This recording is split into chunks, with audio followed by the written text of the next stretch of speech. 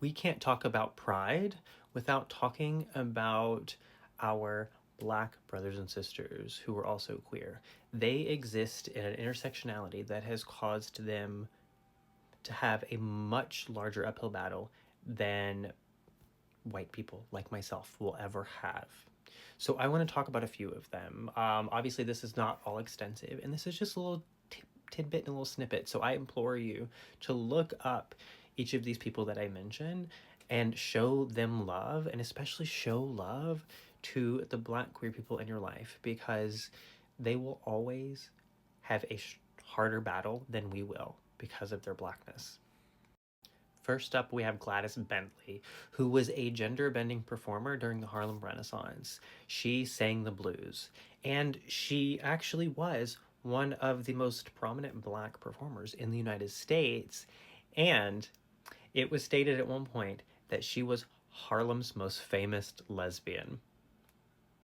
And of course, we have the literary icon that is James Baldwin, who is notorious for a lot of the writings and speakings that he's done. One of the specific ones he did in New York was about racism in the gay community.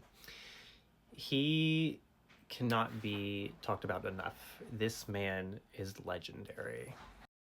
Next, we have Barbara Jordan, who was the first Black woman to be elected to the Texas State Senate back in the 60s. And then on top of that, in the 70s, she became the first Black woman to be elected from the South into Congress in the United States. And she was a political activist and a trailblazer. And she never came out explicitly, but she was very open during her entire time about being in a relationship with a woman. Think about when that was. And of course, the icon Marsha P. Johnson, who I'm sure many of you know was a central figure during the Stonewall riots, but her legacy far extends beyond that. She was one of the founders of STAR, Street Transgender Action Revolutionaries. And what they did is they helped house transgender people and sex workers in Manhattan.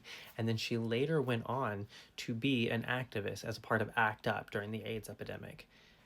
We can't speak enough about the work that she has done for the queer community as a trans woman.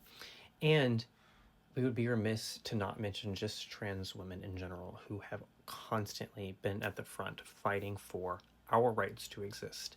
And I would not be able to sit here on this platform and speak so openly if it wasn't for the Black men and women and the trans Black men and women who came before me, who granted me this freedom. And as we go into Pride Month and we talk about all of the things that we stand here and have the privilege of having, do not forget the Black men and women who have had to fight tooth and nail, not only because of their skin color, but because of who they are as a queer individual. They are part of the reason we stand here today, so let's not ever forget them.